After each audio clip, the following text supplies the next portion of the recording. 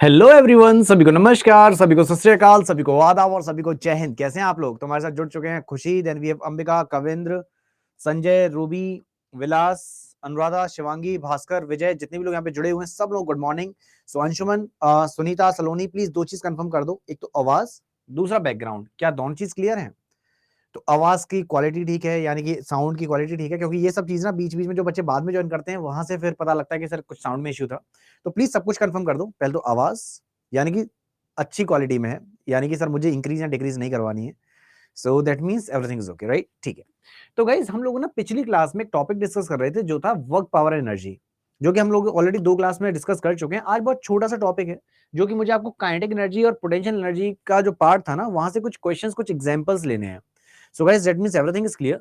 Last class में हम लोग जो डिस्कस कर रहे थे वो था पोटेंशियल एनर्जी वाला पार्ट, कि पोटेंशियल एनर्जी स्प्रिंग की होती है, वो होती है हाफ के एक्स स्क्वायर।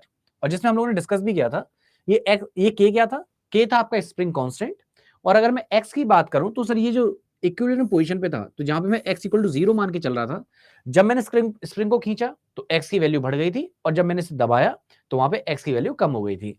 तो कुल मिला के पूरी कहानी कोई नहीं पूछेगा, बट यस हमको पता रहना चाहिए पोटेंशियल एनर्जी कैसे निकालेंगे किसी भी स्प्रिंग की। वो निकलती है हाफ के एक्स स्क्वायर से। ये बेसिक सा पार्ट था कल का। अब मैं आपको जो चीज बताने वाला हूं ये ना अपने सारे के सारे एग्जामिनेशन, आप कोई भी एग्जामिनेशन दे दें, आपके दिमाग में कोई भी एग्जामिनेशन दिमाग में आ रहा है ना, ये एनर्जी का कन्वर्जन सब जगह पूछा जाता है। तो यहां पर एक टर्म था जो मैंने कल डिस्कस किया था, that was law of conservation of energy. क्या था? Law of conservation of energy, यानी ऊर्जा का संरक्षण का नियम। जो क्या कहता था सर? ये हमसे कहता था कि सर ऊर्जा को ना तो आप बना पाओगे, ना ही ऊर्जा को आप नष्ट कर पाओगे। हाँ, एक प्रकार से दूसरे प्रकार में बदल जरूर लोगे। क्या था? अच्छा, एडवोकेट, ओके। सो एडवोकेट साहब ने बोला कमेंट ऑफ करने का मतलब करने का। हाँ ठीक है राहुल, कमेंट ऑफ कर दिया। आप सुनो ध्यान से। So what was law of energy? Law of conservation of energy was actually stating that कि energy can neither be created not destroyed, but yes it can be changed to one form, sorry, it can be changed from one form to another, or it can be converted from one form to another. अब इस वाले part पर आते हैं। तो Vimlesh, yes, ये जो energy की मैं बात कर रहा हूं, अब एनर्जी के बहुत सारे रूप हो सकते हैं, यानी कि we can talk about different forms of energy, जहां पर अलग अलग फॉर्म्स में आ जाती है हीट एनर्जी, जो आज चैप्टर में आपका स्टार्ट करूंगा, अभी थोड़ी देर बाद यही स्टार्ट होगा। तो यहां पर अगर मैं ऊष्मा की बात करूं तो ऊष्मा क्या है सर? अब सर जरा सोचो, जो कण होते हैं यानी जो पार्टिकल्स हैं, उनमें जो ऊर्जा मौजूद है किसकी वजह से? सर तापमान की वजह से। यानी अपने तापमान के कारण कण की ऊर्जा कौन सी ऊर्जा कहलाएगी? ये ऊष्मा ऊर्जा कहलाएगी। अब आप कहेंगे सर ये क्या कहना चाह रहे हैं? मतलब सर अपने तापमान के कारण कण में कौन सी ऊर्जा आ जाएगी? तो ये अभी मैं आपको एग्जांपल के तौर पे अभी हीट चैप्टर स्टार्ट करूंगा, थर्मोडायनेमिक्स वाला पार्ट, उसमें बताऊंगा। सो अभी के लिए समझना, energy of a particle due to its temperature, यानी कि टेम्परेचर में चेंज होने की वजह से जो पार्टिकल्स में एनर्जी आ रही है, यानी उसमें जो वाइब्रेशन हो रहा है, तो यहां पर हम लोग लिंक कर सकते हैं हीट एनर्जी से। अभी चैप्टर की शुरुआत होगी, उसमें डिटेल में जाएंगे। अब यहां पे सर इस वाले पार्ट पर जाते हैं और हम लोग आगे पहुंचेंगे, वो आएगा इलेक्ट्रिकल एनर्जी, यानी विद्युत ऊर्जा। अब ये किसके कारण है सर? ये जो एनर्जी है ये है इलेक्ट्रिक करंट के कारण, यानी जो हिंदी वाले हैं सर, ये किसके कारण हो गया? ये हो गया आपका विद्युत धारा के कारण उत्पन्न होने वाली जो ऊर्जा हो गई वो विद्युत ऊर्जा कहला गई, राइट? अब विद्युत ऊर्जा का उदाहरण कहां पे आ जाएगा? सो विद्युत ऊर्जा का उदाहरण अपने घरों में आप बहुत सारे एग्जांपल्स ले सकते हैं। इवन आप जो अभी लैपटॉप या मोबाइल फोन या टैब, इन सभी का जो इस्तेमाल कर रहे हैं, ये सब किसकी वजह से कर पा रहे हो? ये इनका इस्तेमाल हो पा रहा है क्योंकि सर हम लोगों ने विद्युत ऊर्जा का इस्तेमाल किया और हमने लैपटॉप को, मोबाइल फोन का, टैब को चार्ज किया था। इंग्लिश में बोले तो electrical energy is what? This is energy because of electric current. इसी इलेक्ट्रिक करंट की वजह से you are able to charge your electric appliances. जैसे कि मैं वहां पे कुछ मोबाइल फोन या कुछ इलेक्ट्रिक डिवाइसेस की बात करूं, उसको आप चार्ज कर पा रहे हैं, या फिर अपने फ्रिजेस या एसी या कूलर्स को चला पा रहे हैं। बड़ा बेसिक सा पॉइंट है। सिमिलरली अब यहाँ पे अगर मैं और एनर्जी के सोर्स पर, तो आप यहाँ रासायनिक ऊर्जा यानी कि केमिकल एनर्जी की बात कर सकते हैं। अभी रासायनिक ऊर्जा कहां पर देखने को मिलेगी? द बेस्ट एग्जांपल इज आपकी सेल। तो सेल के अंदर जो आपकी एनर्जी मौजूद होती है वो कौन सी ऊर्जा है? तो सेल के अंदर जो ऊर्जा मौजूद होती है सर वो होती है रासायनिक ऊर्जा। ये किसके कारण होती है? ये होती है सर रासायनिक आबंध के कारण। जो अंग्रेजी वाले हैं सर यहाँ पे हम लोग बोलेंगे because of the chemical bonding. तो एनर्जी जो होती है सर पार्टिकल की, किसकी वजह से? रासायनिक बाबंध की वजह से या फिर केमिकल बॉन्डिंग की वजह से, इसको हम लोग बोलते हैं सर केमिकल एनर्जी। बड़ा बेसिक सा पॉइंट है। सिमिलरली न्यूक्लियर एनर्जी, अब ये क्या होगा सर? ये वैसे हमारा चैप्टर है जब हम लोग न्यूक्लियर फिजिक्स पढ़ेंगे, अभी के लिए सुनना। तो जो न्यूक्लियर फिजन है या न्यूक्लियर फ्यूजन है, जो हिंदी वाले हैं सर, नाभिकीय विखंडन या फिर नाभिकीय संलयन। अब इनके कारण जो ऊर्जा रिलीज होगी या फिर जो एनर्जी रिलीज होगी, तो यहां पे सर हम लोग कह देंगे कि ये नाभिकीय ऊर्जा हो गई, यानी परमाणु ऊर्जा हो गई, इंग्लिश में बोल दूंगा न्यूक्लियर एनर्जी हो गई। लेकिन अभी सर जब इतना पढ़ ही लिया तो छोटा सा एग्जांपल भी ले लेते हैं। परमाणु विखंडन कहां देखने को मिलता है? तो परमाणु विखंडन देखने को मिलता है सर, दो बम के नाम बता रहा हूं आप लोगों को, देखें कितने लोग जानते हैं। एक बम का नाम है सर लिटिल बॉय और दूसरे बम का नाम है फैट मैन। आइए देखते हैं कितने लोगों को इसके बारे में पता है, कौन बताएगा मुझे? अभी इन्वर्टर बैटरी पे चल रहा है, बिल्कुल सही धीरज। सो ये लिटिल बॉय फैट मैन ये क्या है, क्या कोई जानता है? सर ये दो आपके वो परमाणु बम हो गए, ये वो आपके एटम बॉम्ब हैं जो हिरोशिमा और नागासाकी पे गिराए गए थे, राइट? यस, जापान बहुत अच्छे से जानता है सौरभ। तो गाइस प्लीज याद रखिएगा, ये हिरोशिमा नागासाकी पे जो बॉम्ब गिराए गए थे ये पेपर में पूछे गए हैं, इसलिए मैंने यहाँ पे लिखा। तो जो एटम बॉम्ब है वो कौन सी प्रक्रिया पे काम करता है बेटा? तो एटम बॉम्ब हमारा काम करता है परमाणु विखंडन पे। फिर ये संलयन पे कौन काम करता है?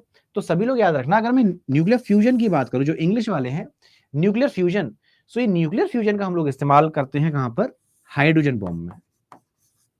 कहां करेंगे गाइस? इसका इस्तेमाल किया जाएगा हाइड्रोजन बॉम्ब में। यहां तक मामला सॉर्टेड है।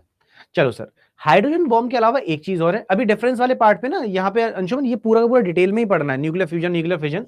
जब हम लोग ना ये न्यूक्लियर फिजिक्स पढ़ेंगे, एक्चुअली वहां पे रेडियो एक्टिविटी वाला पार्ट डिस्कस करना, उसमें मैं डिटेल में बताऊंगा। सो अभी के लिए सर समझना, हाइड्रोजन बॉम्ब तो इज ओके, बट एक पेपर का सवाल और है, आपके एग्जामिनेशन में पहले पूछा जा चुका है कि सर हाइड्रोजन बॉम्ब के अलावा और कहां पर?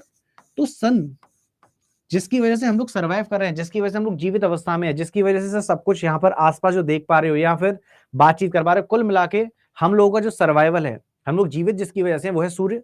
तो सूर्य के ऊपर ऐसी कौन सी प्रक्रिया चलती रहती है जिसकी वजह से हमको ऊर्जा मिलती है? तो सूर्य के ऊपर भी सर ये आपका परमाणु संलयन या फिर मैं बोलूंगा नाभिकीय संलयन या फिर इंग्लिश में बोलूंगा न्यूक्लियर फ्यूजन की प्रोसेस चलती है। अब यहाँ पे थोड़ा शॉर्ट में समझते हैं। देखिए इस वाले पार्ट में अगर मैं विखंडन या संलयन की बात करूं, एक छोटा सा आइडिया ले लेते हैं एग्जैक्टली होता क्या है, क्योंकि अब यहां पे आया है तो अभी डिस्कस करना भी जरूरी है। तो देखिए सर, एक बड़ा सा नाभिक जब छोटे छोटे नाविकों में टूटता है, जो इंग्लिश वाले हैं sir, whenever a nucleus breaks into the smaller nuclei, sir इस प्रक्रिया को हम लोग बोलते हैं नाभिकीय संलयन, सॉरी नाभिकीय विखंडन, यानी इंग्लिश में बोलते हैं न्यूक्लियर फिजन। लिख देता हूं विखंडन। इसमें क्या होता है, एक बड़ा सा नाभिक यानी बड़ा सा न्यूक्लियस छोटे छोटे पार्ट में टूटता है। अंशुमन आपका जो पॉइंट था, यहीं पे अगर आपसे पूछ ले नाभिकीय संलयन क्या होता है, फिर तो संलयन में इंग्लिश में कहते हैं फ्यूजन, जिसमें क्या होगा, छोटे छोटे नाभिक मिलकर एक बड़ा सा न्यूक्लियस तैयार कर रहे होंगे। यानी वहां पे क्या होता है सर, फ्यूजन वाले पार्ट में इकट्ठा होगा, बड़ा पार्ट बनेगा, और इसमें क्या होता है, विखंडन। नाम समझा रहा है, विखंडन का मतलब टूटना, तो छोटे छोटे पीसेस में ब्रेक हो गया, दैट्स इट। अब देखो सर, यहां पर ये चीज मैंने जानबूझ के इसलिए बता दी जिससे आप लिंक कर पाए। अभी मैं आपको कन्वर्जेंस बताऊंगा कैसे होता है, एग्जाम में कैसे पूछा जाता है। अब सर एक बच्चे ने कल मुझसे कोई पॉइंट पूछा था एनर्जी मास इक्विवेलेंस वाला, तो सर ये फॉर्मूला हम लोगों ने बहुत अच्छे से सुना है और बहुत बार सुना है, लेकिन आज मैं इसको थोड़ा डिटेल में समझाता हूं। देखिए एक फॉर्मूला है E बराबर mc²। ये फॉर्मूला किसने दिया, क्या आप लोग जानते हैं? देखिए कौन इसका आंसर दे सकता है। आज आप लोगों से थोड़ी सी बातचीत भी कर लेते हैं, क्योंकि चैप्टर ऑलमोस्ट रन ही है हमारा। आइंस्टीन का, बिल्कुल सही विजय। तो ये जो फॉर्मूला दिया, ये किसके द्वारा दिया गया? ये दिया गया था एल्बर्ट आइंस्टीन द्वारा, है ना। अब इनके अकॉर्डिंगली है क्या, तो इन्होंने यहाँ पे सर एनर्जी और मास में रिलेशन बताया है। सर ई का मतलब हो गया एनर्जी, एम जहां पर सर ये रिप्रेजेंट कर रहा है मास, यानी हिंदी में बोलूंगा सर ये क्या है, ये हो गया द्रव्यमान, और ये सी है सर प्रकाश का वेग, यानी कि सर ये है स्पीड ऑफ लाइट। नाउ इनके रिलेशन के हिसाब से क्या है, कोई भी पार्टिकल जिसका मास है, राइट, यानी कोई भी सर वस्तु की मैं बात कर लूं, किसी भी कण की बात कर लूं जिसका अपना कुछ द्रव्यमान है, तो उसके पास से जो ऊर्जा होगी यहां पे सर किससे संबंधित होगी, वो सर एनर्जी संबंधित होगी उसके मास से संबंधित, यानी कि a particle having mass has an equivalent amount of energy and vice versa. और यहां पे सर देखो, जब हम लोग इक्वल टू के साइन पे आते हैं तो हमेशा हम क्या करते हैं, इक्वल टू लगाने के लिए हम लोगों को सर यहाँ पे एक कॉन्सेप्ट लगाना पड़ता है कि सर जब भी इक्वल टू लगाओगे हमको एक कांस्टेंट लगाना पड़ेगा, राइट। आरत पूछ रहे हैं सर, पिछले बेटा रिकॉर्डिंग सारी क्लासेस की मिलती है, डोंट वरी। तो बेसिकली जो ये एनर्जी मास इक्विवेलेंस में इधर जो मेंशन कर रखा है ये है मास, इधर आगे जो c मेंशन कर रखा है ये होगी speed of light in vacuum, जिसकी वैल्यू होती है 3 × 10⁸ मीटर पर सेकेंड। ऑल्दो डेफिनेशन कोई नहीं पूछेगा, बट आपसे जो पेपर में पूछा गया एएलपी का पीछे पहले पूछा हुआ सवाल था, E = mc², ये जो रिलेशन है, ये समीकरण की अगर बात करूं, इक्वेशन की बात करूं, तो ऐसा सर ये रिलेशन किसने दिया था? तो ये सर रिलेशन जो दिया गया ये आइंस्टीन द्वारा दिया गया था। नाउ तो ये तो सर बेसिक सी चीजें थी। तो जो हिंदी वाले हैं सर, द्रव्यमान वाले कण में ऊर्जा की मात्रा अगर हम लोग बोले सर ये किसके बराबर होगी, तो जैसे भी अगर हम लोग द्रव्यमान की बात करें जिसको मैं एस मान के चल रहा हूं, तो जो रिलेशन आता है वो आ जाता है E = mc²। That's it. Now sir यहाँ पे ना कुछ रिलेशन की हम लोग बात कर रहे थे, तो जरा मैं वापस आता हूं यहाँ पर कन्वर्जन पे। ये हमारे एग्जाम के लिए बहुत जरूरी है, तो एक एक करके सारे एग्जाम्पल ले लेते हैं। सबसे पहले आपसे एनर्जी का कन्वर्जन पूछा जाता है कि जो डायनामो है, डायनामो में ऊर्जा किस प्रकार से किस प्रकार में बदलती है। एक बार देखते हैं सर, डायनामो ये हमने कहां देखा है, तो देखो रटना कहीं भी नहीं है, मैंने सब जगह एग्जाम्पल दिए, यहां पर मैं उदाहरण दूंगा। आप लोग जिन लोगों ने एक्सपेरिमेंट नहीं किया एक बार कर सकते हैं, वैसे मैक्सिमम जो लड़के हैं यहाँ पे बॉयज ने, जहां तक मुझे लगता है इन्होंने एक्सपेरिमेंट कर रखा होगा। आपके घर में पुरानी वाली साइकिल्स अगर हैं, मैं वो रेंजर वाली साइकिल्स की बात नहीं कर रहा हूँ, वो वाली साइकिल्स जो दादाजी इस्तेमाल करते थे या फिर इवन अपने घरों में होती है ना, जिसमें वो तान होती हैं, जिसको हम लोग स्पोक्स कहते हैं इंग्लिश में। सो बेसिकली उसको स्टैंड पे खड़ा करो सर, पेडल उसे घुमा दो, और पेडल को जैसे ही आप घुमाएंगे तो पेडल को घुमाने के बाद सर 2 तार लो, जो यहाँ पे आपको तानों से जोड़ देनी है, और दोनों वायर्स के जो सिरे हैं उसको एक छोटे से एलईडी बल्ब से जोड़ दो। हाँ, जहाँ पे एटलस बीएसए वाली साइकिल, ये सारी चीजें। अब देखो होगा क्या, जब आप साइकिल को स्टैंड पे खड़े करके रखे होंगे, पेडल को घुमाएंगे तो जो पीछे वाला हमारा टायर है, पीछे वाला जो पहिया है वो घूमेगा। अब ये जो पीछे वाला पहिया घूमेगा तो हम लोग कहेंगे सर वहां पे कौन सी ऊर्जा है, वहां पे हम लोग कहेंगे सर यहाँ पर मौजूद है यांत्रिक ऊर्जा यानी मैकेनिकल एनर्जी। सिंपल। अब ये जो मैकेनिकल एनर्जी है, मैंने क्या किया है, मैंने 2 तार लिए, तार को मैंने वहां पे टच किया, ठीक है, उस पहिए से, और दूसरे सिरे पे मैंने एक छोटा सा एलईडी बल्ब लगा रखा है। अब ये बल्ब बड़ा वाला मत लगा लेना, क्योंकि सर उतना पावर आप जनरेट नहीं कर पा रहे हैं। सर आप छोटा सा एलईडी बल्ब लगाएंगे, और छोटा सा एलईडी बल्ब जैसे आप लगाते हैं, देखो वेजा ने किया है, अंजुमन ने, तो मैक्सिमम लोग ये ट्राई कर चुके हैं। तो बेसिकली यहाँ पर क्या हुआ सर, हम तो हाथ से घुमा रहे थे पहिए को, तो वहां पे सर जो यांत्रिक ऊर्जा थी किसमें परिवर्तित हो गई सर, ये आपकी इलेक्ट्रिक एनर्जी में यानी विद्युत ऊर्जा में परिवर्तित हो गई, है ना। तो यहाँ पे गाइस जितने भी लोग मौजूद हैं याद रखिएगा, डायनामो में क्या होता है, डायनामो में यांत्रिक ऊर्जा आपकी विद्युत ऊर्जा में परिवर्तित होती है। अच्छा खुशी, अच्छा मैक्सिमम लोगों ने कर रखा है एक्सपेरिमेंट। अब देखिए विंड मिल बेस्ट एग्जांपल होगा, पवन चक्की का आप एग्जांपल ले सकते हैं, है ना। इवन सर आप लोगों को अगर पता हो तो सर इवन पानी, यानी हम लोग अगर वाटर का इस्तेमाल करें तो पानी का जहां भी बांध होता है ना, तो उस लोकेशन पे ऐसी कोई चक्की देखने को मिलती है। उस वाले केस में क्या होगा, पानी आ रहा है, पानी की वजह से घूम रहा है, तो यहाँ पे सब मैकेनिकल एनर्जी, और उस वहां पे ना टरबाइन का हम लोग यहाँ उदाहरण लेते हैं, तो पवन चक्की का हम एग्जांपल ले सकते हैं। बिल्कुल वो किस प्रोसेस पे काम कर रहा है सर, वो पवन की वजह से यानी हवा की वजह से घूमा, विंड की वजह से घूमा, तो वहां से हमने क्या किया सर, इलेक्ट्रिक एनर्जी का उत्पादन कर लिया, राइट। सो अखिलेश रजनीश सब लोग लिंक कर पाए। सो अब सर यहाँ पे हम लोग हाइड्रो इलेक्ट्रिक डैम्स पे आ जाते हैं, ठीक है। अब आ जाओ सर कैंडल पे, मोमबत्ती। सब मोमबत्ती क्या करेगी अब देखो मोमबत्ती वाले पार्ट में जरा समझते हैं, तो मोमबत्ती में क्या होगा सर, यहाँ पे होगी रासायनिक ऊर्जा, इंग्लिश में कहेंगे केमिकल एनर्जी। अब मैंने मोमबत्ती को जलाया, तो जो रासायनिक ऊर्जा उसमें मौजूद थी वो किस में परिवर्तित होगी, मोमबत्ती से आपको क्या मिलेगा, मोमबत्ती से सर आपको मिलेगी रोशनी। सिंपल सर, मोमबत्ती क्यों जलाते हो भाई साहब, मोमबत्ती इसीलिए तो जलाते हैं हम लोग कि सर वहां से हमें प्रकाश मिल जाए, लाइट मिल जाए। तो लाइट तो मिलेगी मिलेगी, लेकिन लाइट के साथ साथ अगर आपने उस आग वाले पार्ट को टच कर लिया, या फिर सर ये सबने कर रखा होगा, मोमबत्ती जलाइए, हाथ के ऊपर मोम गिरा गिरा के दिखाया होगा दोस्तों को बचपन में, है ना। अब नहीं करेंगे, अब लगेगा यार ये क्या बेवकूफी है, लेकिन बचपन में सब लोगों ने किया था। सो बेसिकली जब मोम आपके हाथ पे गिरा होगा तो कैसा फील हुआ होगा सर, बहुत गर्म है, राइट। सो दैट मींस कि हीट और लाइट दोनों ही चीजों में कन्वर्जन होता है, किसका, केमिकल एनर्जी का यानी रासायनिक ऊर्जा का। ये वाला पार्ट भी हमको समझ में आया। नेक्स्ट सब लोग की ये वाली चीज। अब आगे बढ़ते हैं, अगला आता है माइक्रोफोन। अच्छा माइक्रोफोन हिंदी इंग्लिश में सेम ही पूछेगा, माइक्रोफोन का बेस्ट एग्जांपल है ये। अब देखिए यहां पर ये क्या है, माइक्रोफोन है। अब ये वाली चीज पर अगर हम लोग बोले तो ये क्या काम कर रहा है, मैं आप लोगों से जो अभी बातचीत कर रहा हूं, है ना, संजू ऋतु राजीव मधुमिता, मेरी आवाज अब यहां पर क्या इस तार के अंदर जा रही होगी, जरा बेसिक सा क्वेश्चन है, मैं फिर से रिपीट करता हूं, मेरे कुछ भी बोलने से क्या इसके अंदर मेरी साउंड एनर्जी जा रही है, तो आंसर है नो। मेरे पास ये जो माइक है, ये माइक क्या करता है, माइक्रोफोन। देखो हम लोग माइक जो कहते हैं वो शॉर्ट फॉर्म होगी माइक्रोफोन की। सो ये जो माइक है ये क्या करेगा, मेरी जो साउंड एनर्जी है यानी जो मेरी ध्वनि है उस ध्वनि को ये विद्युत ऊर्जा में परिवर्तित करेगा। इंग्लिश में बोलूंगा, so it is converting my sound energy into electrical energy, right. अब देखिए मैंने जो भी कुछ बोला, हेलो गाइस कैसे हैं आप लोग, तो मेरी आवाज इलेक्ट्रिकल एनर्जी में कन्वर्ट हो गई। लेकिन सर आपके पास जब इलेक्ट्रिकल एनर्जी आएगी, मुरारी, विजय, सृष्टि, ममिता, संजू, क्या आपको मेरी बात समझ में आएगी? आप कहेंगे सर कैसे आ जाएगी, इलेक्ट्रिकल एनर्जी हमारे थोड़ी पल्ले पड़ने वाली है, तो अब क्या करा जाए। तो यहाँ पे जो माइक था इसका काम बस इतना हुआ, साउंड एनर्जी से इसने इलेक्ट्रिकल एनर्जी में कन्वर्ट कर दिया, ठीक है। लेकिन अब सर जब आपके पास इलेक्ट्रिकल एनर्जी आएगी तो आपको तो पल्ले नहीं पड़ने वाला कि भाई साहब सर ने क्या पढ़ा दिया, सर ने क्या बोल दिया। तो अब यहाँ पे नीरज, अभी आप लोगों के पास स्पीकर लगे हैं आपके मोबाइल फोन में, आपके लैपटॉप में, आपके टैबलेट में। जिन लोगों ने स्पीकर, मोबाइल फोन या फिर आप लोग जो लैपटॉप का एग्जांपल ले रहे हैं, इन सभी में हो सकता है स्पीकर का इस्तेमाल ना करते हो, आप लोगों ने लगा रखे हो ईयरफोन या फिर हेडफोन। तो इस वाले केस में क्या हुआ होगा, सब मैंने जो कुछ भी बोला था वो जो इलेक्ट्रिकल एनर्जी थी, वो इलेक्ट्रिकल एनर्जी किस में कन्वर्ट हो गई थी, वो इलेक्ट्रिकल एनर्जी साउंड में कन्वर्ट हो गई थी। यानी कि अगर मैं यहां पर आप लोगों से बोलूं जो लाउड स्पीकर होता है बेटू, ये जो लाउड स्पीकर है ये क्या करेगा, सर लाउड स्पीकर की बात कर ले, कोई भी स्पीकर, ये सर आपकी इलेक्ट्रिकल एनर्जी को यानी विद्युत ऊर्जा को किस में परिवर्तित करेगा, ये विद्युत ऊर्जा को आपको आपकी ध्वनि में परिवर्तित कर देगा। क्या ये बात सबको समझ में आई? तो विद्युत ऊर्जा को ध्वनि में कौन परिवर्तित करता है? अब देखो पेपर में ना ऐसे एग्जाम में डायरेक्टली पूछता है कि माइक का काम क्या है, लाउड स्पीकर कौन सी ऊर्जा को कौन सी ऊर्जा में परिवर्तित कर रहा है। तो ये प्रश्न काफी इंपॉर्टेंट एग्जाम में बार बार पूछा जाता है, तो प्लीज इस चीज को याद रखिएगा।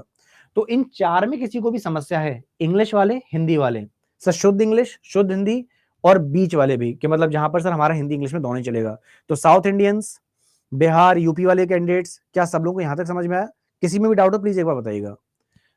हाँ बिल्कुल खुशी मिल जाएगा, डोंट वरी। यहाँ पे सर ईयरफोन में तो देखो, यहाँ पे मैं ईयरफोन या हेडफोन की बात करूं तो फाइनली क्या हो रहा होगा, आपने जो वायर लगा रखा था, जो आपने सर यहाँ पे ऑक्स केबल में लगाया होगा, यहाँ पे मैं कोई भी एग्जांपल ले लेता हूँ, आपने क्या किया, ईयरफोन जो है उसको प्लग करके रखा होगा अपने मोबाइल फोन में या लैपटॉप में या टैब में। अब आपके पास तक जब आवाज जा रही होगी तो सर वहां पे क्या होगा, तार के माध्यम से वहां पे आपके पास ध्वनि आ रही है, लेकिन सर तार में वो आपकी साउंड नहीं थी, वो थी इलेक्ट्रिकल एनर्जी। अब जैसे सर वो एक्सट्रीम एंड पर सबसे अंत में जहां पे स्पीकर लगा जिससे आपको आवाज आ रही है, वहां पे क्या हुआ होगा, वो इलेक्ट्रिकल एनर्जी आपकी साउंड एनर्जी में कन्वर्ट हो गई होगी, इसलिए आपको समझ में आया, राइट। चलो, मोमबत्ती वाले भाग में आपको योगेश याद रखना कि वहां पर क्या होता है, वहां पर होती है रासायनिक ऊर्जा। और रासायनिक ऊर्जा क्या होती है, जब हम लोग रासायनिक आबंध की बात करते हैं, केमिकल बॉन्डिंग की बात करते हैं, राइट। इवन वायरलेस होगा तो भी यहां पर आ जाओ।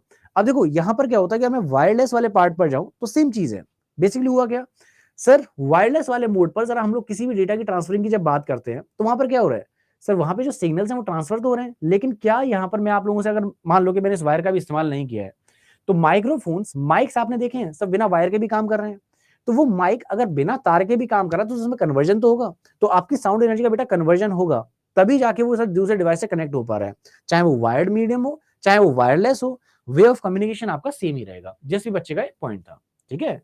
चलो बेटा लालटेन का एग्जांपल ले लो तो भी सेम ही जाएगा, जैसे हमने मोमबत्ती की बात करी थी सेम चीज लालटेन के साथ भी है।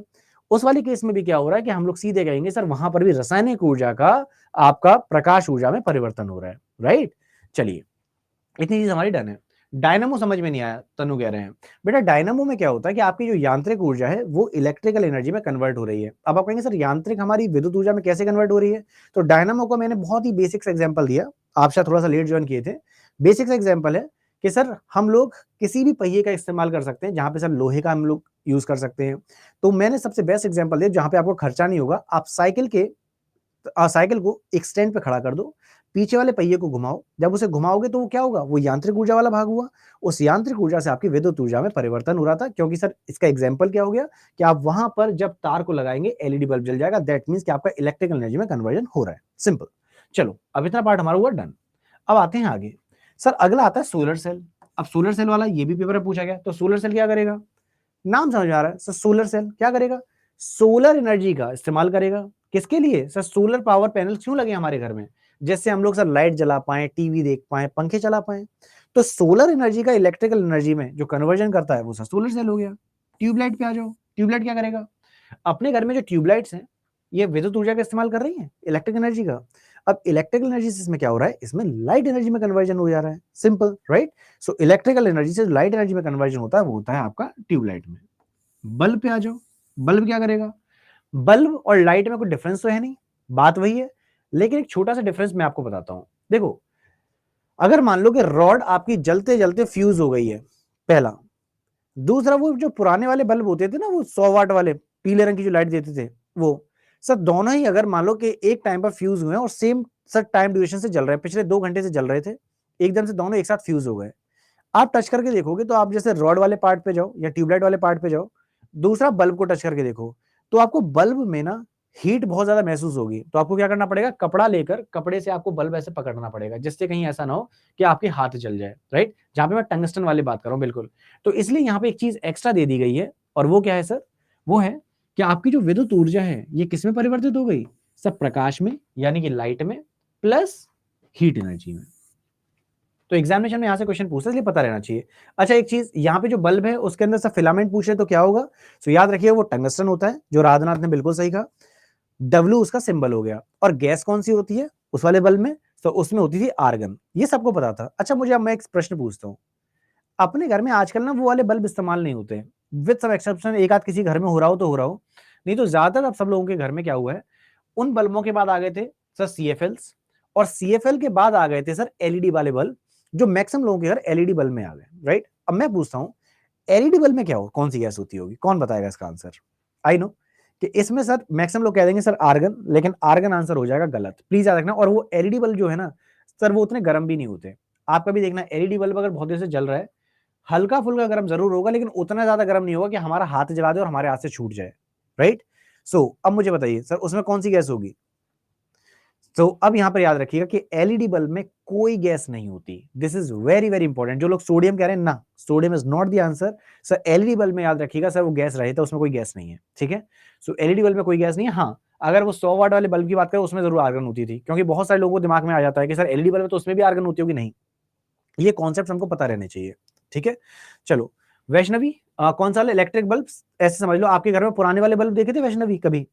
तो पुराने वाले बल्ब अगर नहीं देखें तो दुकान पे जाना, किसी कहीं ना कहीं आपको लगा मिल जाएगा, खासकर थोड़े से विलेज एरिया में जाएंगे तो वहां पे बल्ब आपको लगे मिल जाएंगे। तो जलते हुए बल्ब को टच छूना मत, बस दूर से थोड़ा सा हाथ रख के देखना, आपको गर्माहट का एहसास हो जाएगा। तो मैंने बस ये बोला कि जो बल्ब है कैसे चल रहे थे, विद्युत ऊर्जा का इस्तेमाल किया, यानी इलेक्ट्रिक एनर्जी का यूज किया। इलेक्ट्रिकल एनर्जी का यूज करके सर वो ग्लो कर रहे थे, यानी वो लाइट दे रहे थे, लाइट के साथ साथ वो हीट दे रहे थे। मैंने बस इतना बोला, इसके अलावा और कुछ भी नहीं है। चलिए, सो इतना पार्ट डन है हमारा, आगे बढ़ते हैं। अब आते हैं बैटरी पे। बैटरी क्या करती है भाई साहब, सो बैटरी आपकी केमिकल एनर्जी को, यानी रासायनिक ऊर्जा को विद्युत ऊर्जा में बदलती है। क्या ही बताएं इसके बारे में, सिंपल सा फंडा है सर। अपने अपने मोबाइल फोन का एग्जांपल ले लो, आपके दिमाग में जैसी बैटरी आती है ना, तो आप वो बड़ा वाला बैटरा समझ लेते हैं, तो वो भी ले सकते हो एग्जांपल, नहीं तो सबसे बड़ी एग्जांपल है आपके मोबाइल फोन का। आपके मोबाइल फोन में छुटकी सी बैटरी है, उसी को तो चार्ज करते हो। तो उस बैटरी को जब आप चार्ज कर रहे हो, तो सर वहां पे अब जब चार्ज हो जाता है तो उस टाइम पे कौन सी ऊर्जा मौजूद होती है, उस टाइम पे केमिकल एनर्जी होती है। सर अब चाहे सेल का एग्जांपल ले लो, चाहे मोबाइल फोन की बैटरी ले लो, चाहे अपने घर का बैटरा ले लो, कोई सा भी एग्जांपल आप ले लो, इन सभी केसेस में क्या हो रहा है, इन सभी केसेस में सर केमिकल एनर्जी जो मौजूद है, जब आप उस बैटरी का इस्तेमाल करेंगे, मोबाइल फोन पे चैटिंग करनी है, बाबू शोना जादू टूना, किसी से बात करनी है, तो मोबाइल फोन में सर एनर्जी चाहिए। तो ऊर्जा कौन सी, उसको चाहिए इलेक्ट्रिकल एनर्जी। तो क्या होगा, जो बैटरी में केमिकल एनर्जी है वो सर इलेक्ट्रिकल एनर्जी में कन्वर्ट होती रहती है, राइट। चलिए, ये भी हुआ हमारा। अब आ जाओ इलेक्ट्रिक मोटर पे। वैसे तो सर आप लोगों को पता है, लॉजिक सबके क्लियर होते हैं, लेकिन फिर भी एक ट्रिक बता देता हूं सर, ऐसे याद कर सकते हो। कभी इलेक्ट्रिक मोटर ना बहुत पूछा जाता है पेपर में, तो ई से हो जाएगा इलेक्ट्रिकल और एम से हो जाएगा मैकेनिकल। खैर, ये तो बच्चों वाली ट्रिक है, जो पेपर में भूल जा तो काम आएगी, लेकिन आपको लॉजिक बताता हूं। देखिए यहां पर क्या होगा, इलेक्ट्रिक मोटर, सोचो अपने घर पे जो बिजली की मोटर है वो क्या करती होगी। मैं एग्जांपल लेता हूं किसका, टिल्लू पंप, किसी घर में है टिल्लू पंप। सो टिल्लू पंप अगर नहीं होगा, या फिर मैं आपसे बोलूं कि समरसेबल पंप्स, तो जो समरसेबल पंप हो गए, टिल्लू पंप हो गए, बेस्ट एग्जांपल है इसको समझाने के लिए। सुबह सुबने उठे, मम्मी ने बोला अरे मोटर चला दो, टंकी भरनी है, सब लोगों के घर पे है ना, तो टिल्लू या फिर जो भी है, टुल्लू कह देते हैं कुछ लोग, यहाँ पे समरसेबल पंप्स। मम्मी ने बोला समर चला दो, आपने बटन प्रेस किया, जैसे ही बटन प्रेस किया तो क्या हुआ होगा, की प्रेस करने से सर वो इलेक्ट्रिकल एनर्जी ने क्या किया होगा, मोटर को चला दिया होगा, राइट। अब जरा सोचो, इलेक्ट्रिकल एनर्जी ने मोटर को सर घुमाया। अब ये चीज ऐसा नहीं लग रही डायनामो की जस्ट उल्टी हो गई, सर डायनामो में हम क्या कर रहे थे, उसको घुमा रहे थे, तब जाके बिजली बन रही थी। यहाँ पे उल्टा हो रहा है, सब बिजली दे रहे हैं तब जाके वो घूम रही है। यानी इलेक्ट्रिकल मोटर में क्या होता है सर, यहाँ पे, हाँ जिसमें साउंड आ रही है, सही कह रहे हैं मोहम्मद। सो बेसिकली यहाँ पर इलेक्ट्रिकल एनर्जी से जो कन्वर्जन हो रहा है वो मैकेनिकल एनर्जी में हो रहा है, यानी विद्युत ऊर्जा का इस्तेमाल करते हुए हम लोग यांत्रिक ऊर्जा की बात कर रहे हैं, राइट। चलो फिर आ जाओ सर लास्ट में सितार पे। अब सर सितार का एग्जाम्पल ले लूं, चाहे मैं गिटार का एग्जाम्पल ले लूं। बेटा विवेक अभी हीट स्टार्ट नहीं हुआ है, आप शायद पहली बार आए तो ये ना थोड़ा सा टॉपिक हमारा बचा हुआ था, मैं उसे अभी फिनिश कर रहा हूँ। अभी हीट चैप्टर मैंने स्टार्ट नहीं किया है, ये वर्क पावर एनर्जी वाला चैप्टर है अभी, जो कि अभी 10-15 मिनट और चलेगा। अब सुनो, सो क्या बता रहा था मैं, हाँ सितार। तो बेटा सितार हो गया, गिटार हो गया, अरे आज लेके आ जाना चाहिए था ना अपना वाला गिटार, कल लेके आऊंगा, देखता हूँ अगर इस टॉपिक की रिक्वायरमेंट हुई तो सितार या गिटार की बात करते तो सर सितार या गिटार बस फील ले लेना कि सर टिंग टिंग टिंग टिंग टिंग, तो यहाँ पे सर वो सलमान खान वाला वाला गाने पे आ जाते हैं, ओ जाने आना वाला, तो गाने की बस स्टार्टिंग हो रही है। अब यहाँ पे जो स्ट्रिंग्स हैं मैं सर उनको ऊपर नीचे ऐसे मूव कर रहा हूँ, ठीक है। ये क्या हो रहा है सर, जब मैं मूवमेंट कर रहा हूँ तो मैंने हमेशा बोला, अभी मैं आपको एग्जांपल लेता मोटर के घूमने का, यांत्रिक ऊर्जा, राइट। सर यहाँ पे डायनामो की बात करूं, मैं घुमा रहा था, यांत्रिक ऊर्जा। तो यहाँ पर जब मैं ऊपर नीचे से उसके तान को ऊपर नीचे कर रहा हूँ, यानी कि मैं स्ट्रिंग्स को जब वहां पे वाइब्रेट कर रहा हूँ, तो ये क्या है, ये एग्जाम्पल हो गया आपका मैकेनिकल एनर्जी का। लेकिन जब मैं उसे वाइब्रेट कर रहा हूं तो वाइब्रेट करते ही क्या हो जाएगा, यहां पर सर वाइब्रेट करते ही उसमें से साउंड आने लगेगी, यानी कि सर यहाँ पे क्या हो रहा है, यहाँ पे आपका यांत्रिक ऊर्जा का ध्वनि में परिवर्तन हो रहा है, यानी mechanical energy into sound energy, as simple as that, right. So guys यहां पर समझ गया, सेम चीज। अब देखो इलेक्ट्रिक गिटार में पता है क्या फायदा होता है, एक चीज यहाँ पे ना गोस्वामी का एक पॉइंट है सर, अगर इलेक्ट्रिक गिटार की बात करें तो इलेक्ट्रिक गिटार में जो हम लोग इलेक्ट्रिसिटी का यूज करते हैं वो क्यों कर रहे हैं सर, साउंड को एम्पलीफाई करने के लिए कहीं ना कहीं हम लोगों को सर रिक्वायरमेंट होती है। अब देखो नॉर्मली क्या हुआ, एक छोटा सा गिटार ले लो या फिर यूकेलेले ले लो, तो यूकेलेले ले लिया या फिर गिटार ले लिया नॉर्मली, जिसमें कोई कनेक्टिविटी नहीं है, मैं आराम से बजा रहा हूं, तो ये छोटी ऑडियंस के लिए हो गया। मान लो कि हम एक हॉल में हैं, मान लो जरा फील लेना कि हम लोग ऑफलाइन क्लास में बैठे हुए हैं, एक हॉल में पढ़ाई कर रहे हैं, अब मैं आप लोगों को पढ़ा रहा था ये साउंड एनर्जी, तो आप मेरे सामने बैठे थे, तो मुझे पता था कि सर मेरे पास जो क्राउड है वो छोटे से रूम में है, तो मैंने क्या किया, नॉर्मली गिटार को प्ले कर दिया। अब किसी ने बात की इलेक्ट्रिक गिटार की, अब सर जरा सोचो कि मेरे पास जो ऑडियंस है वो काफी बड़े एरिया में है, ठीक है, खुले एरिया में, या फिर बहुत बड़ा हॉल है, जहाँ पे कंसर्ट हॉल्स की हम लोग बात कर रहे थे, बहुत बड़ा हॉल है। अब मुझे वहां पे से गिटार बजाना है, तो आपको क्या लगता है कि नॉर्मली अगर नॉर्मल गिटार होगा क्या बहुत दूर तक आवाज जा पाएगी, तो मुझे वहां पे क्या करना पड़ेगा, साउंड की इंटेंसिटी को इंक्रीज करना पड़ेगा, मुझे वहां पे एम्पलीफायर्स की जरूरत पड़ेगी। तो ऐसे केस में इलेक्ट्रिक गिटार्स हमारे हेल्पफुल होते हैं। बेसिकली अगर मैं कहूं कि सर मुझे छोटे से रूम के लिए या छोटे से स्टूडियो की बात करूं, यहाँ पे इलेक्ट्रिक गिटार का यूज कर लो, कोई मतलब नहीं है उस चीज का, तो बेसिक सा वो लॉजिक है। हाँ यस, तो गैस किसी बच्चे का डाउट था तो मैंने वो बताया, खैर उतना डिटेल में नहीं जाना है, नहीं तो हमारी क्लास कहीं की कहीं चली जाती है, आप लोगों को एग्जांपल्स की वजह से पिट्टू करेंगे, तुम्हारी बता रहे हैं। तो गाइस सितार क्या कर रहा था, ये आपका मैकेनिकल एनर्जी का साउंड एनर्जी में कन्वर्जन कर रहा था, दैट्स इट। अब सर इतना वाला पार्ट तो हमारा हुआ, अब मैं आप लोगों को जो समझा रहा था उस वाले पार्ट पर एक और चीज रह गई मेरी, पावर में बाद में बताऊंगा, पेज अलग से ले लेते हैं, बस हार्डली 10 मिनट और लगेंगे इस चैप्टर में, फिर मैं हीट चैप्टर स्टार्ट कर रहा हूँ। क्योंकि कुछ बच्चे नए हैं वो सोच रहे होंगे सर ये हम लोग क्या पढ़ रहे हैं, क्या डिस्कस कर रहे हैं, तो जो नए वाले बच्चे उनको बता दें सर ये ना हमारे कल का टॉपिक थोड़ा सा रह गया था। अब एक प्रश्न है सर, ये चाबी देखना सब लोग, शुभांकर, ज्योति, सब लोग एक बार प्लीज। सर ये जो की है, ठीक है, इस की को मैंने ऊपर की तरफ फेंका, प्लीज एक बार ध्यान सुनना, मैंने इस की को ऊपर की तरफ फेंका और की नीचे की तरफ आ गई, क्यों आ गई, इसका लॉजिक बेसिक सा बहुत सिंपल सा था, हम सबको बहुत अच्छे से पता है, बच्चों वाला सवाल है कि आप किसी भी चीज को जब ऊपर फेंकते हैं वो नीचे इसीलिए आ जाती है क्योंकि अर्थ उसे अपनी तरफ खींच रही है ना, ग्रेविटी एक्ट करती है जिसकी वजह से उसमें एक्सेलरेशन ड्यू टू ग्रेविटी हो रहा है, बच्चों वाला सवाल है, सबको पता है। अच्छा मुन्नी कह रही सर बोतल गई, हाँ बोतल तो रही गई, बोतल हमारा बेस्ट एग्जाम्पल रहता है बोतल, बोतल का भी एग्जाम्पल लेंगे। अब देखिए सर मैंने इस जगह से फेंका था और इस जगह ये लौट के वापस आ गया। अब मैं यहाँ पे 3 सवाल पूछूंगा, 3 सवाल अगर आपने बता दिए तो सर हमारे एग्जाम में जो क्वेश्चन आते हैं अपने लेवल पे वो सारी चीजें यहाँ पे क्लियर होंगी। अब ध्यान सुनना, thank you Sandeep, thank you everyone. Sir ये जो पॉइंट था, अब ये कौन सा पॉइंट है भाई साहब, एक और बार देखते हैं, इस बार चाबी नहीं सब बॉटल फेंकेंगे, ध्यान से देखना। So already just take an example, so I am taking the example of this bottle, मैंने बॉटल को ऊपर की तरफ फेंका और ऊपर की तरफ फेंकने के बाद एक ऐसा लिमिट थी जिसके बाद बॉटल नीचे आ गई थी, देख रहे हो, एक बॉटल एक लिमिट होगी मैक्सिमम हाइट जिसके बाद ये नीचे आ गई, यानी यहां पर कुछ देर के लिए बॉटल रुकी थी, राइट। सो मैं फिर से फेंकता हूं, बॉटल को जब फेंका तो कुछ देर के लिए रुकी होगी और उसके बाद ये नीचे आ गई, ऐसे ही था। तो बेटा चैप्टर का नाम जो है वो वर्क पावर एनर्जी है, यहाँ पे हीट इसलिए लिखा है क्योंकि वो दूसरा चैप्टर है, ठीक है। जो नए बच्चे आए हैं मैं बोल चुका हूं, अब दोबारा से नहीं बोलूंगा, तो ये ध्यान सुनना। सो गाइस, मैंने जब बॉटल को फेंका तो कुछ देर के लिए ऊपर रुका, यानी इस पोजीशन पे मैं आपसे पूछना चाहता हूं, ये आपकी मैक्सिमम हाइट हो गई, सबसे ज्यादा ऊंचाई सर यहीं पे है। अब मैं आप लोगों से पूछना चाहता हूं कि ये जो थोड़ी देर के लिए कुछ मिली सेकेंड्स के लिए जो बॉटल रुकी थी, यहां पे सर मैक्सिमम हाइट आई होगी, क्योंकि सर अगर नहीं रुकती तो ऊपर की तरफ चली चली जाती, रुकी और सर वहां से नीचे की तरफ आ गई। तो मैं पूछना चाहता हूं यहां पे सर गतिज ऊर्जा कितनी रही होगी, यहां पे काइनेटिक एनर्जी कितनी होगी, एक बार प्लीज सभी लोग आंसर देना। पलक का आंसर आया 0, हेमा का आंसर 0 है, अविनाश, पलक, मानवी, मुरारी, रामनाथ, बेहरा जी ऑलरेडी यस, एक एक बच्चा सही है। यहां पे काइनेटिक एनर्जी है 0, राइट। नाउ कलर चेंज कर लेते हैं जरा,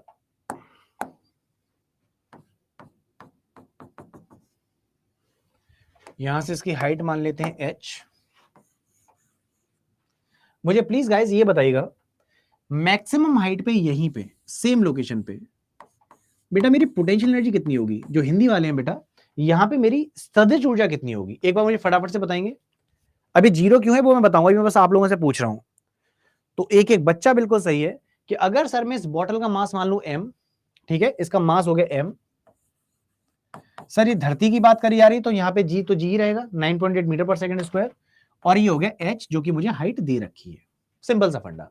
अब जो बच्चे आज पहली बार जुड़े हैं उनको जरा एक चीज समझानी है, बेटा जो काइनेटिक एनर्जी है, यानी जो आपकी जो गतिज ऊर्जा है, ये शून्य क्यों हो गई, तो ये शून्य इसलिए हो गई क्योंकि इसका फॉर्मूला क्या होता है, हाफ mv²। m का मतलब होता है द्रव्यमान यानी कि मास, और v आपकी वेलोसिटी है। अच्छा पांडे जी हमारे पहले दिन आए, तो पांडे जी यहाँ भी डाउट आया ना जिन बच्चों को पहले दिन वाले, प्लीज बताना। तो बेटा जो वेलोसिटी यानी वेग है वो मेरा शून्य है, क्यों है, क्योंकि यहां थोड़ी देर के लिए सर रुकी थी वस्तु, राइट, v 0 थी तो मेरी काइनेटिक एनर्जी 0 हो गई, ठीक है, समझ में आ गया। अब मैं आपसे एक चीज पूछना चाहूंगा, इस पोजीशन पे ये है सर यहां से लेकर यहां तक h/2, तो इस पोजीशन पे मेरी जो पोटेंशियल एनर्जी है सर वो कितनी होगी, एक बार मुझे फटाफट से बताएंगे। अरे आज सक्सेना जी का बर्थडे है, so happy birthday Shubham, many many happy returns of the day. I wish के इसी साल आप जल्दी से मुझे ऑफर लेटर देके खुशखबरी देंगे, सो आई विश आप लोगों को जल्दी से यहाँ पे सिलेक्शन मिल जाए।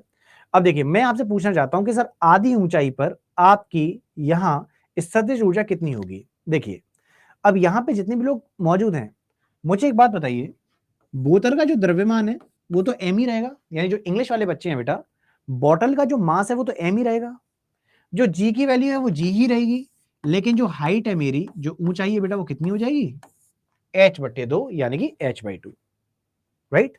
अब सर यहां पर इतने वाले पार्ट पे किसी का कुछ भी डाउट है तो प्लीज एक बार मुझे बताइएगा।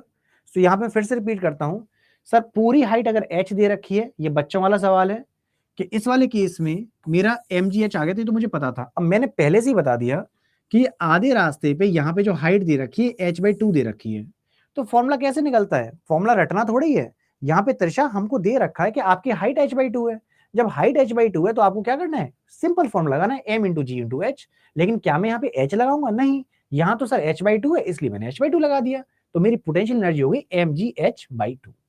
अब समझ में आ गई बात। तो दो बच्चों को डाउट था, दोनों बच्चों का मेरे ख्याल से अभी क्लियर हुआ, ठीक है संजू, ठीक है। अब सर मैं आप लोगों से पूछता हूं, इसी केस में यहां पे बेटा काइनेटिक एनर्जी फिर कितनी होगी। अब मेरा क्वेश्चन ये है गाइस, काइनेटिक एनर्जी यहां पे बढ़ेगी या सेम रहेगी, क्या लगता है आपको आंसर, प्लीज बस मुझे जितना पूछना वो बताइएगा। सर जो गतिज ऊर्जा है यहाँ बढ़ेगी या घटेगी, बस इतना सा पूछना है। सो विजय कुमार ने हमारा डॉट डॉट डॉट भेज दिया है, सो सब लोग कह रहे हैं सेम होगा सेम होगा सेम होगा सेम होगा। अब पायल कह रही है कि बढ़ेगा, अब आए हमारे बढ़ने वाले, कुछ लोग कह रहे हैं कम होगा। अब सुनो, ये जानबूझ के मैंने यहाँ पर पूरी कहानी नहीं बताई, अब सुनो ध्यान से। सर ये बॉटल ऊपर गई थी, ठीक है, बॉटल को मैंने मस्त ऊपर फेंक दिया, गई बॉटल ऊपर, ऊपर से नीचे की तरफ भी तो आई, तो जब ऊपर गई थी तो ऊपर जाने के बाद तो वेलोसिटी 0 हो गई थी, तो मेरी काइनेटिक एनर्जी तो 0 थी। अब मैं सिर्फ ऊपर से इसे छोड़ दे रहा हूं तो नीचे आ रही है, तो वेलोसिटी तो है, सब वेग तो है ना। जब वेग है तो इसका मतलब तो सिंपल सी बात है, 0 तो नहीं रहेगा। जब 0 नहीं रहेगा तो सर बीच वाले पॉइंट पर, मैं किसी भी बीच वाले भाग की बात करूं, ये देखो मैंने बॉटल ऊपर फेंकी तो एक मैक्सिमम हाइट है, और यहां से जब नीचे आ रही है तो ये इसको मान लो सरफेस, तो इसके बीच में मैं कहीं यहां अपनी नाक के आसपास पूछ रहा हूं, यहां पर क्या होने वाला है, तो ये देखो क्या हुआ, बॉटल ऊपर से नीचे आ रही है ना, वेग बढ़ रहा है, त्वरण एक ही रहता है, त्वरण में कोई परिवर्तन नहीं होगा। हाँ, वेग जरूर बढ़ेगा, क्योंकि त्वरण मुझे पता है एक्सेलरेशन कितना होगा, जी होगा 9.8 मीटर पर सेकंड स्क्वायर, उसमें चेंज नहीं है। पर वेलोसिटी में तो चेंज आएगा ना भाई साहब। जब वेलोसिटी में चेंज आएगा तो इसका मतलब क्या होगा कि मेरी जो काइनेटिक एनर्जी है वो तो बढ़ेगी। अब जो लोग कह रहे थे सेम रहेगा, तो उन लोगों के लिए एक मेरा सिंपल सा क्वेश्चन है। सो योगेश कह रहे हैं सर गुरुत्वाकर्षण के कारण त्वरण, बिल्कुल सही, जिसकी जी होता है। अब देखो कितना बढ़ेगा, इस पे आ जाते हैं। सो लेट्स टॉक अबाउट कितना बढ़ेगा नाउ।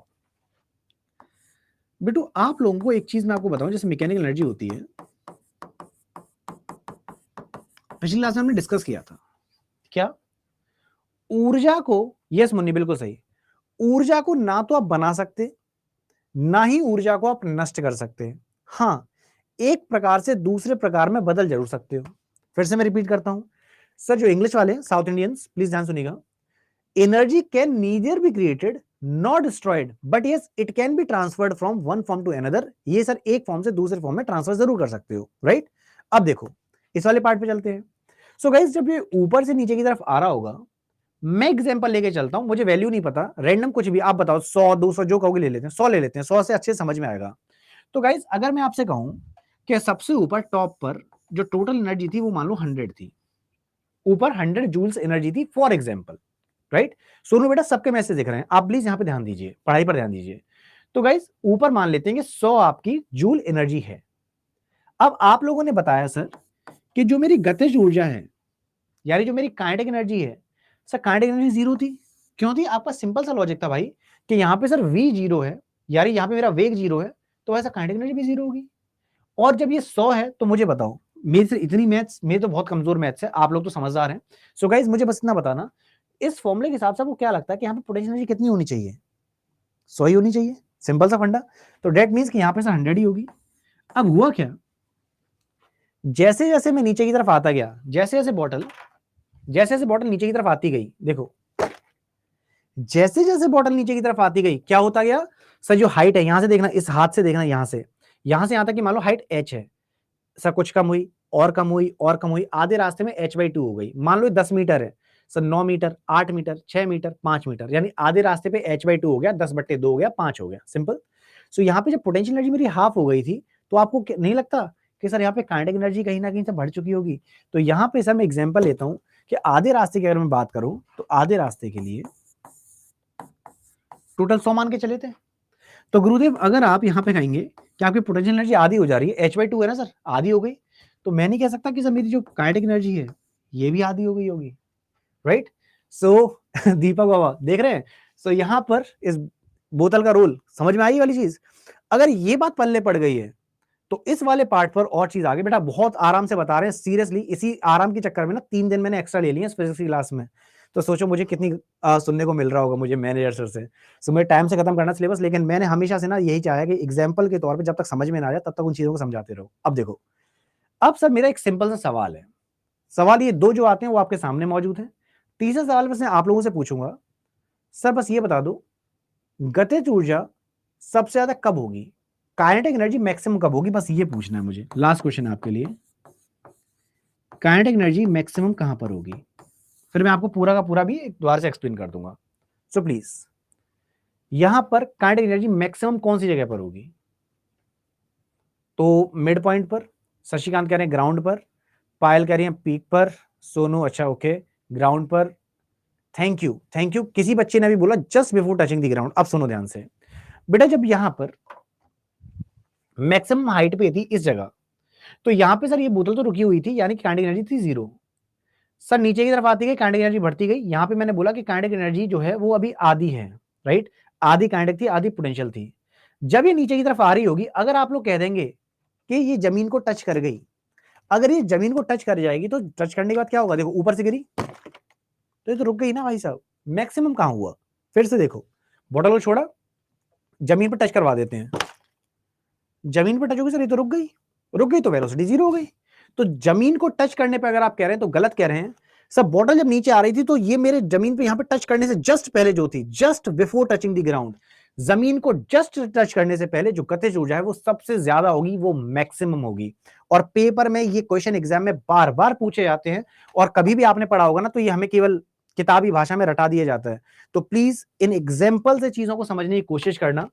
क्या कि सर ऊपर थी वेलोसिटी 0 तो काइनेटिक एनर्जी 0, काइनेटिक एनर्जी बढ़ती गई और ये सब बढ़ते ग्राउंड को जस्ट टच करने से पहले जब यहाँ पे आई तो ये मैक्सिमम थी, यहाँ आ गई तो सर रुकी गई, राइट। तो इसलिए सर आपको याद रखना है कि काइनेटिक एनर्जी मैक्सिमम कब होती है, जमीन को छूने से पहले, यानी जो इंग्लिश वाले हैं just before touching the ground.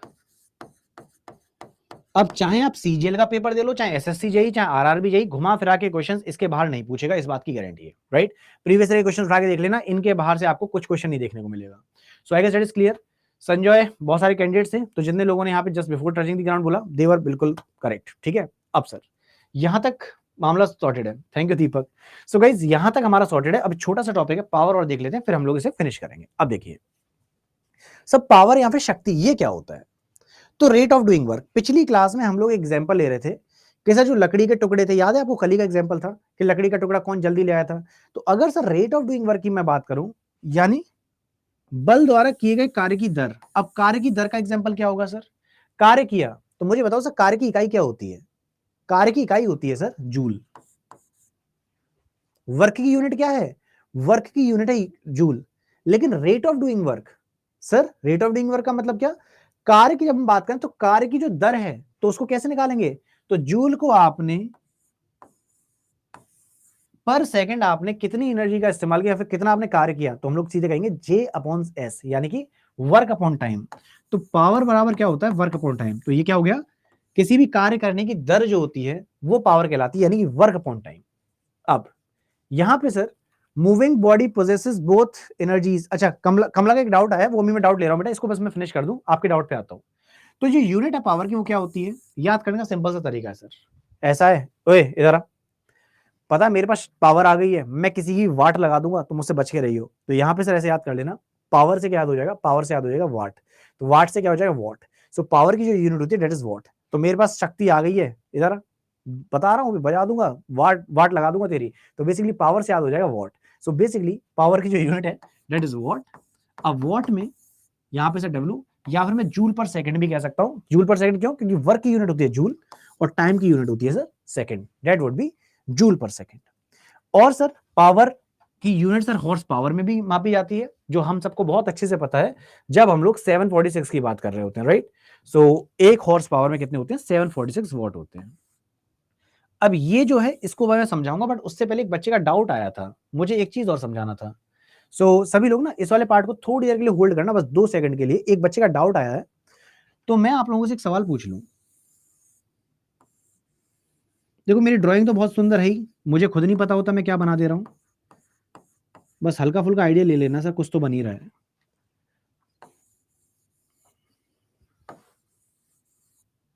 ठीक है गाइस, अब यहां पे मेरा क्वेश्चन ये है, हवाई जहाज मस्त उड़ रहा है। अच्छा सब लोग पता लगा पाए, थैंक गॉड, भगवान बहुत बहुत शुक्रिया, आपने अच्छी ड्राइंग बनवा दी थोड़ी ठीक ठाक। सो मेरा क्वेश्चन जो है, पहले इसका आंसर दीजिएगा फिर मैं आगे बढ़ूंगा। सो विपिन और जितने भी लोग मौजूद हैं, सर ये जो हवाई जहाज है, हवाई जहाज जब सर उड़ रहा है, ठीक है, मूविंग एरोप्लेन या फ्लाइंग एरोप्लेन, इसमें सर कौन सी एनर्जी होगी, ये भी एक बच्चे का डाउट था, इसलिए मैं यहाँ पे एग्जांपल ले रहा हूं। तो एक बार मुझे फटाफट से बताइएगा, अब फ्लाइंग एरोप्लेन, कल किसी बच्चे ने चिड़िया का सवाल ही पूछा था, कल ही की बात है शायद, आप ही क्लास में पूछा था, यूट्यूब पे पूछा था, ध्यान नहीं है, किसी ने पूछा था चिड़िया का भी। तो अच्छा ऑलरेडी आपने पूछा था, ओके ओके। सो मेरा क्वेश्चन है सर, इस हवाई जहाज में कौन सी एनर्जी है। अब देखो बेटा यहां पे जमीन से इसकी कुछ ऊंचाई होगी, बिल्कुल होगी, ऊंचाई कुछ तो है। दूसरा इसका सर अपना एक द्रव्यमान है, मैं m मान लेता हूं, जो इंग्लिश वाले हैं सर इसका अपना एक मास होगा। सिमिलरली सर जब ये नीचे की तरफ बात करें, तो अगर सर ऊपर कोई भी चीज है ग्रेविटेशन फील्ड के अंदर, तो धरती अपनी तरफ खींचती है, हम लोग ग्रेविटेशन पढ़े हुए हैं, गुरुत्वाकर्षण पढ़े हैं, धरती अपनी तरफ खींचती है, यानी यहाँ पे जी की वैल्यू भी होगी। तो डेट मीन्स एक फ्लाइंग एरोप्लेन में अगर देखा जाए तो इसके अंदर सर एक mgh वाला लॉजिक लगाऊं तो यहाँ पे पोटेंशियल एनर्जी तो है, नो डाउट। लेकिन सर ये मस्त उड़ भी रहा है। अब ये चीज मैं आपको पिछली क्लास में डिस्कस किया था कि सर किसी भी पार्टिकल या किसी भी वस्तु में अगर उसमें वेग है तो हम लोग क्या कहेंगे, वहां पे कौन सी ऊर्जा है, गतिज ऊर्जा है। जो इंग्लिश वाले हैं sir, a particle which is possessing the energy because of its velocity, that means it is having kinetic energy. So kinetic energy भी सर क्यों होगी, क्योंकि सर ये फ्लाइंग एरोप्लेन है, ये आगे की तरफ मूव कर रहा है, यानी इसकी अपनी कुछ वेलोसिटी है। इसमें जो वेलोसिटी है तो मैं क्या कहूंगा सर, दैट मींस कि यहां पे काइनेटिक एनर्जी भी निकाल सकता हूं मैं, हाफ एम वी स्क्वायर। तो इसका मतलब ये हुआ a flying aeroplane possesses both kinetic and potential energy, यानी कि सर इसमें काइनेटिक और पोटेंशियल दोनों ही एनर्जीज होंगी। ठीक है गाइस, तो किसी बच्चे ने भी पूछा था, उसका पॉइंट था। चलो वापस आता हूं मैं। तो अब चिड़िया का पूछ ले तो चिड़िया में भी सेम ही होगा गाइस, प्लीज याद रखना। बर्ड का भी अपना मास होगा, वहां पे भी जी एक्ट कर रहा होगा, वहां पे भी हाइट होगी। सो अब सर यहां पे आ जाते हैं। अब इस वाले पार्ट में जरा समझते हैं कि सर किलोवाट आवर का क्या लोचा है बाबू भैया। तो किलोवाट आवर, देखिए ऐसा है, पावर जब भी निकालनी हो, मान लो कोई आपसे कहे एवरेज पावर निकालना है, तो एवरेज पावर कैसे निकालोगे, औसत शक्ति, सर कुल किया गया कार्य, टोटल वर्क बटे टोटल जितना समय लिया गया। सिंपल सा लॉजिक है, सबको पता है। बट अब यहीं पर अच्छा ओके मुन्नी, अब सर मान लो किसी एक निश्चित समय पे पूछ लिया कि work done per unit time at a particular instant of time. मान लो कि मैंने बोला कि सब लोगों से कि आप जाओ इतने इतने लकड़ी के टुकड़े ले आना, आज बॉनफायर होगी, आज पार्टी होगी। कल ही एग्जांपल ले लेते हैं। अब मैं पूछूं कि सर एक विशेष समय पर कि 7:10 पर आप लोगों की जो दर चल रही थी कार्य करने की, वो कितनी चल रही थी। तो यहां पे सर अगर किसी एक विशेष समय की बात हो रही है, किसी इंस्टेंट टाइम की बात होगी, तो हम लोग कहते हैं सर वो इंस्टेंटेनियस पावर। तो यहां पे सर ऋतिक रोशन बेटा सबके कमेंट दिख रहे हैं, ठीक है। अब देखो, सो अब इस वाले पार्ट में जरा मुझे एक चीज जो समझानी है कि जो हॉर्स पावर वाले पार्ट पर आ रहे थे, उसके बाद यहाँ पे KWH लिखा था, तो ये क्या है। सो इसको यहां पर एक ब्लैंक पेज ले लूं, जस्ट अ सेकंड ना।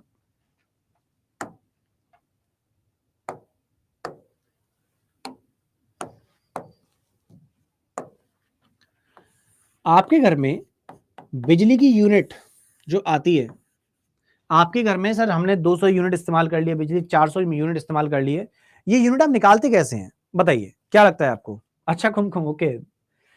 सो सब लोग देखो, कोई कोई बच्चा कह रहा है कि सर हम लोग यहाँ पे वाट का इस्तेमाल करते हैं, तो जो लोग वॉट कह रहे हैं ना बेटा, वो आंसर गलत हो जाएगा, सॉरी टू से। लेकिन अपने घर में जो बिजली का हम लोग इस्तेमाल करते हैं, जैसे बिजली का बिल आता है बेटा, वॉट नहीं होता, बिल्कुल भी नहीं होता ऑलरेडी। तो यहां पर अब जो बच्चे किलोवाट आवर कह रहे हैं, बिल्कुल सही है।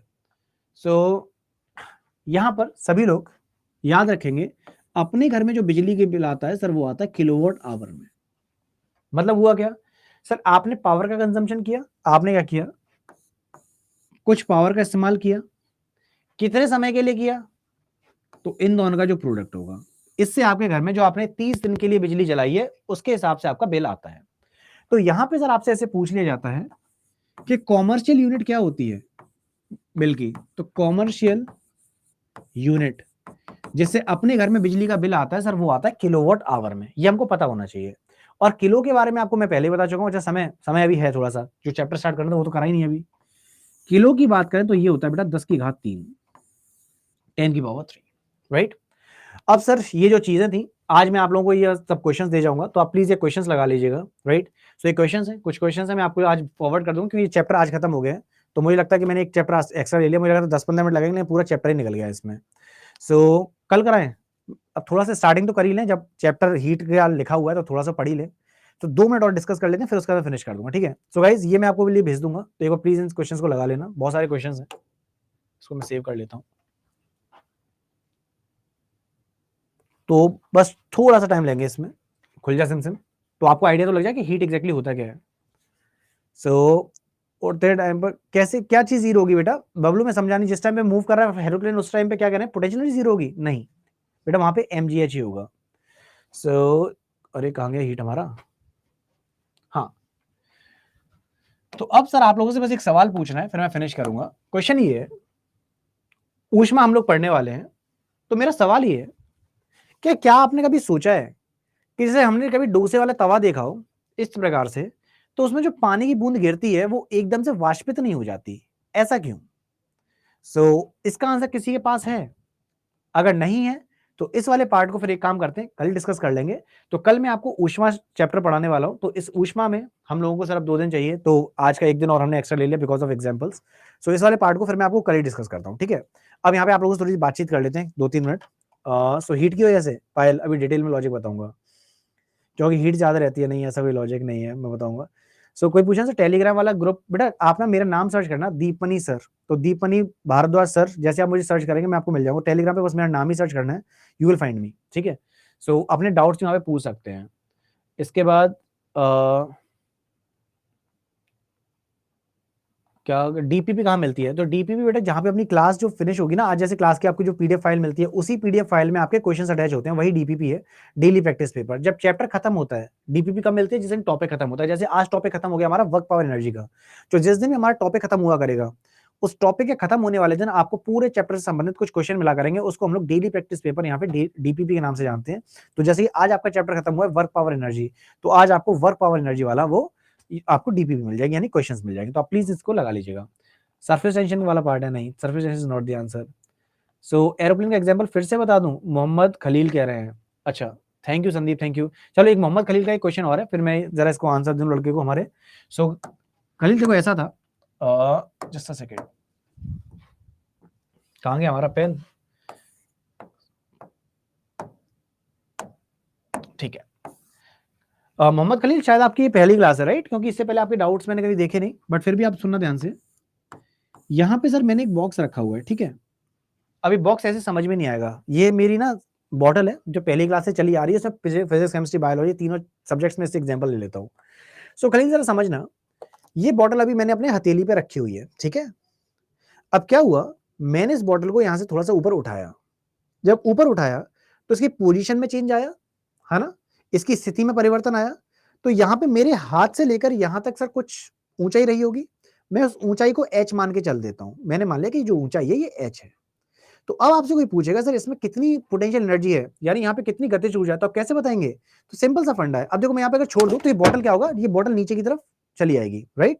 सो बेसिकली ये यहाँ पर एनर्जी जो प्रेजेंट थी कौन सी थी, पोटेंशियल एनर्जी।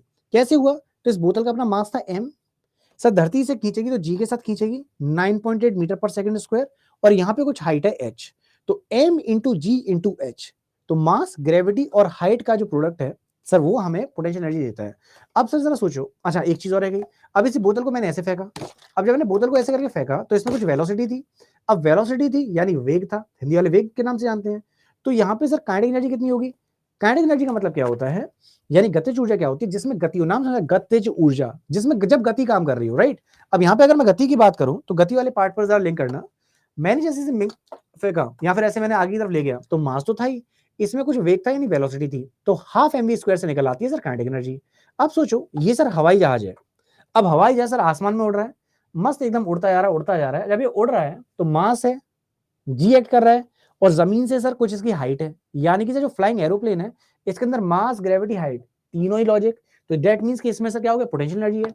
साथ में वैसा हवाई जहाज चल भी रहा है, मूव भी कर रहा है, तो यहाँ पे सर मूवमेंट भी हो रहा है, यानी अ फ्लाइंग एरोप्लेन या a flying bird possesses both kinetic and potential energy. यानी जब भी हम लोग सर किसी हवाई जहाज की बात करें, उड़ते हुए हवाई जहाज की, याद रखना ये नहीं कि रुका हुआ है, उड़ते हुए हवाई जहाज की अगर हम बात करें तो उसमें सर आपकी काइनेटिक और पोटेंशियल एनर्जी दोनों होती हैं। So I guess sir it is done, क्योंकि दूसरे सर आ चुके हैं, एक्चुअली सी के सर आ चुके हैं, उन्होंने अपनी क्लास लेनी है, तो आई नीड टू गो, बाकी मैं कल आपसे फिर डिस्कस करता हूँ।